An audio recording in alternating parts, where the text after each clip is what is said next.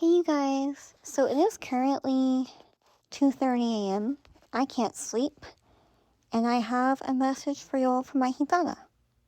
I was planning to go to bed, but I can't sleep worth a damn. If I sound a little weird or lispy, it's because I have my retainers in for my teeth. But anyway, I was just laying here thinking about my gitana and one of the teachings that she gave me, and this message is especially for you if you're a woman that you've been trying to protect your energy better, minimize the energy leaks, enhance your beauty, kind of save some of your divine feminine essence for yourself a little bit. This applies to you, okay?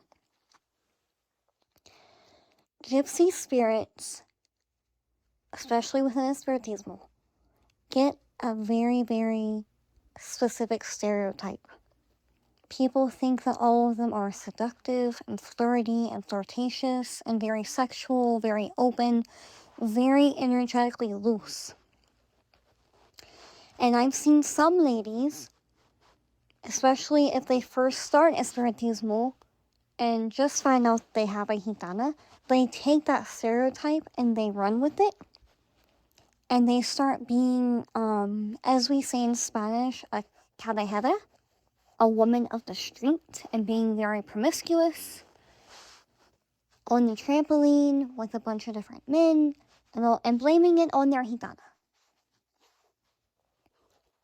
When in reality, a lot of gitanas don't have that approach.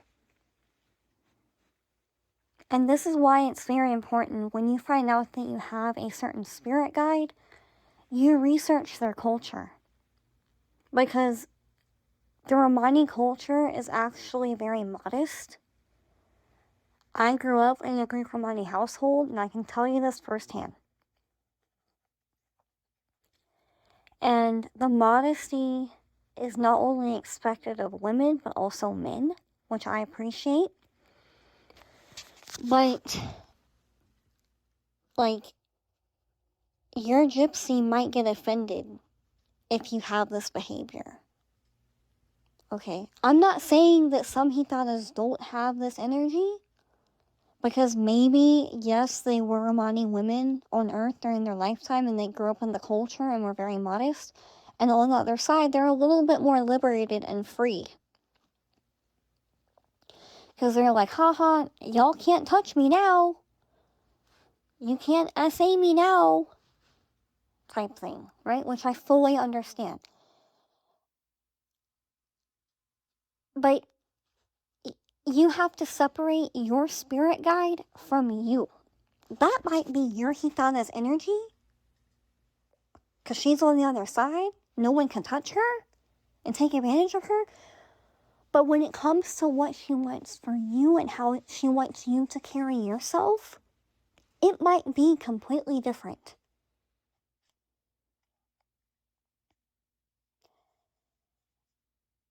The Romani culture focuses on modesty, but it's not from a point of oppression or treating the feminine body as dirty or immoral or anything of the sort. If anything, it's the opposite. It's treated as very sacred, right? Even men, like the lower half of our bodies are not meant to be shown. Men are expected to wear long pants. Not capris, not cutoffs, long pants, and a shirt. Women are expected to wear long skirts. And also, if they're married, they're expected to cover their hair.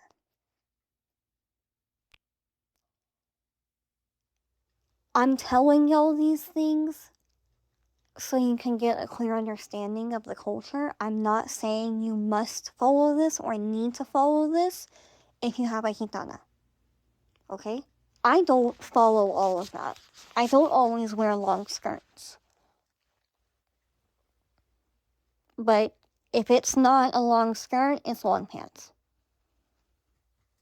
If I'm wearing shorts, I'm either working outside, maybe I'm doing a trabajo or something in nature, or I don't know, doing something athletic, cheerleading, coaching, whatever. That's it. And if I do wear shorts, they're kind of longer and they're baggy. Okay?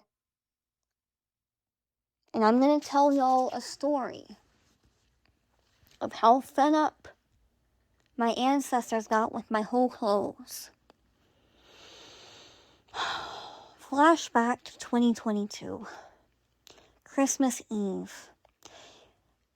It was right after we got that cold snap in Atlanta, and it was like literally 0 degrees. Christmas Eve, I was in the kitchen, either cooking something or eating something. I don't remember, one of the two. And I hear a weird noise come from downstairs. It sounded like an explosion. So immediately I bolt and run downstairs because I had a fire going downstairs because it was freezing. So I panic. Fire's fine, thank God. So I'm like, and I keep walking down the stairs, and I hear this trickling sound. It sounds like an ocean. I'm like, what the hell? And I look, and water is just pouring from the ceiling into my bathroom in the basement. I mean, just gallons every second just hitting the floor. Like, I didn't even know that much water was in the pipes type thing. It was ridiculous. And y'all want to know when it hit? I had a basket of dirty clothes in my bathroom next to my shower, because I would undress, put my clothes in the basket, and shower, right? Now, this basket had a lot of whole clothes in it, because it was the week before Christmas. I was going to a bunch of Christmas parties, going on a bunch of dates. I wasn't being promiscuous by any means, but I was just having a good time. Okay, it had crop tops, leather pants, corsets, bustiers, mini skirts that I should not have been wearing in December, etc. My leather bikini that I loved. Everything just drenched. And I wish I got a picture of it. The way that this water was falling perfectly, and it wasn't hitting anywhere else in my bathroom, just the basket. Just enough water aimed perfectly down at the basket of whole clothes. Y'all should have heard the scream I scrumped. The noise I made from the depths of my being. If you've ever watched Desperate Housewives, and that episode of when in Gabby Salise's house they have the sewer leak or something, or her pipes burst, the shriek that she makes, that's the exact sound I made. You would have thought I was melting.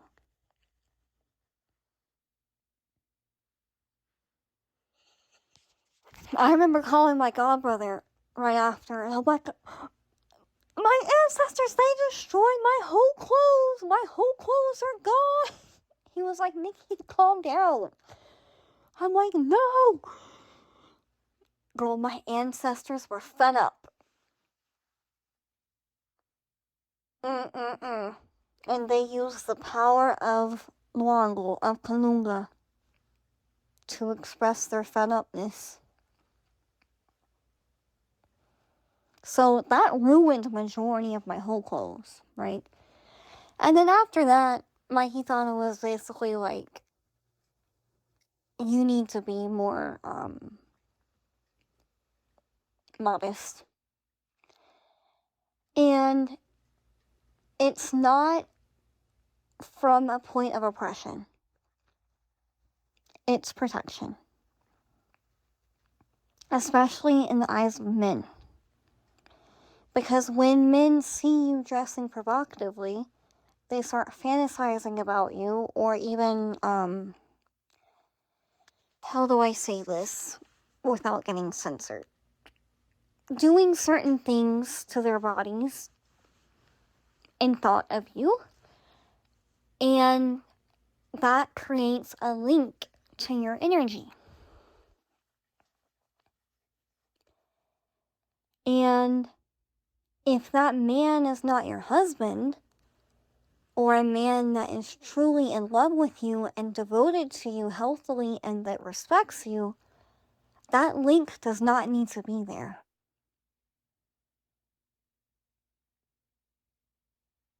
Okay? And I'm not going to get into the specifics energetically of why. I'm not going to divulge those secrets. That will come in a later course. Because this is just one teaching of hers that she's given me over the years. There's like 200 more, but literally they could be 10 courses. Anyway, so keep your eyes peeled for that. But it's a protection mechanism to be modest, okay?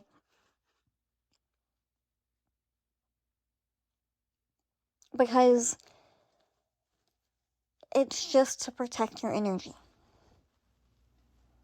And this also can be applied to being extremely selective of who you sleep with.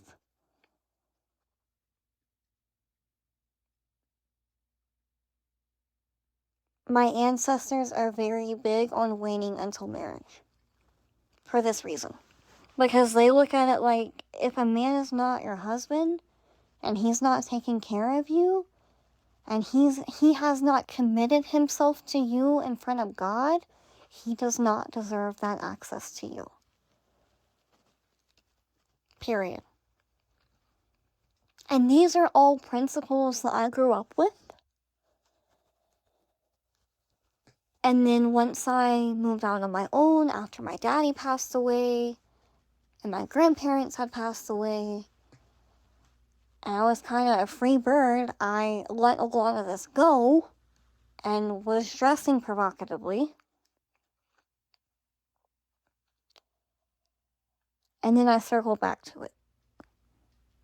And I'm so thankful that I did. And it doesn't mean you can't have style. It doesn't mean you need to dress like a nun or a grandma. Like, I still wear, sexy, form-fitting things. Sometimes. But in the right environment. And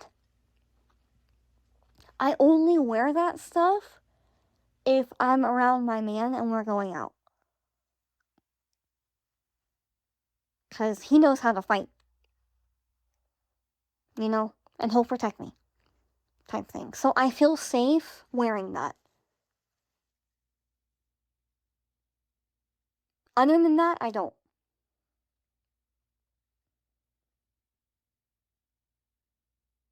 Because energetically, it's just not a good idea. And again, this is not, there's nothing wrong with the feminine body at all. It just needs to be protected.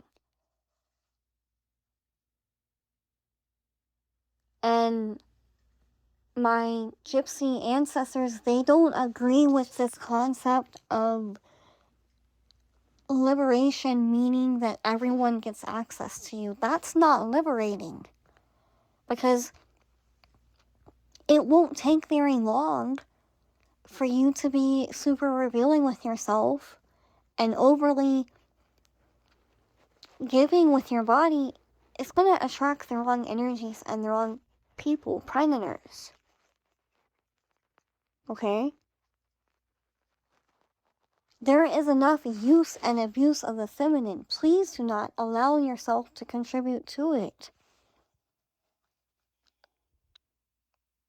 It's about energetic protection. Okay?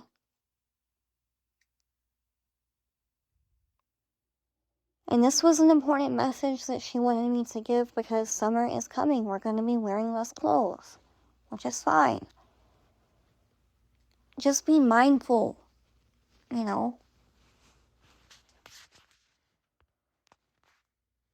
And especially if you go to a spiritual gathering, girl, you don't need to be wearing stuff that has cleavage and your, booty shorts. No. Girl, when I go to spiritual gatherings and stuff, if it wasn't 90 degrees, I'd be in a fucking turtleneck. No joke. Because that's just not the place. Cover up.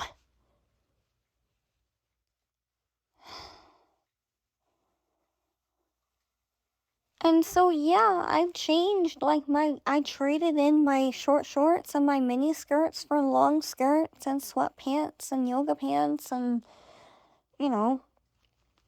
baggy t-shirts sometimes, and it is what it is. But that's how I'm comfortable. I still have cute clothes. I still have nice style, and I don't dress like a damn librarian.